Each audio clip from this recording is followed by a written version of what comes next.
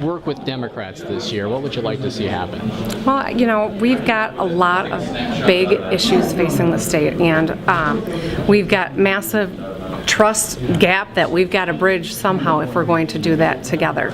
I do think that the brief mention of the Detroit bankruptcy poses a quick opportunity for us to try to find some common ground, but it's extremely complicated. The fact that we've had one meeting already, I think, is a good sign, but we'll see where it goes. I think that that's one issue, though, that is going to be very tough and is definitely going to require both parties to be a part of it. One last question. 3 years ago, the governor cut 15% out of every public university, devastated Michigan State University funding, and didn't even talk about investing in higher education. Again, we have a surplus, so why are we not investing in those things that we've cut over the last 3 to 10 years? That's my kind of philosophy, is that if you want to be competitive in the state, if you want to be competitive in the country with other states, if you want to be competitive in a global economy, you have to be investing in key infrastructure, and that's local communities, that's K through 12 schools, that's higher education, that's with your working people. While higher education wasn't specifically mentioned during the speech, I don't see that at all as a negative. I know that we're having a lot of discussions here in Lansing about higher education funding.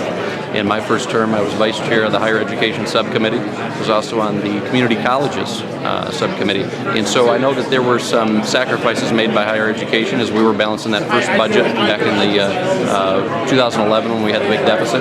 And so higher education was really a partner in that, in accepting some tough cuts. And since that time, we've seen some small increases. I think this year we may be able to look at additional increases in higher education.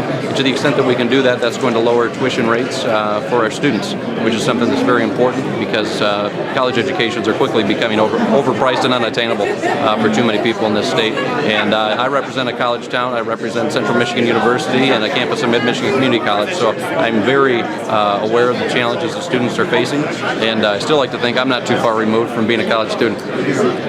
7,000 international students at MSU. We've got about 24,000 international students across the state at Michigan universities. Why are we educating people and then we send them back home? We should be trying to figure out ways, if they want to stay in our country, they want to start their businesses in our country, why not give them that opportunity? Why not help create jobs here instead of in other countries? I'm hopeful that this office will take a look at that issue, along with also trying to create a more welcoming atmosphere. Every great economic boon of our state had immigrants at the core of it, and this is another opportunity for us to kind of rebuild Michigan using immigrants as part of that base.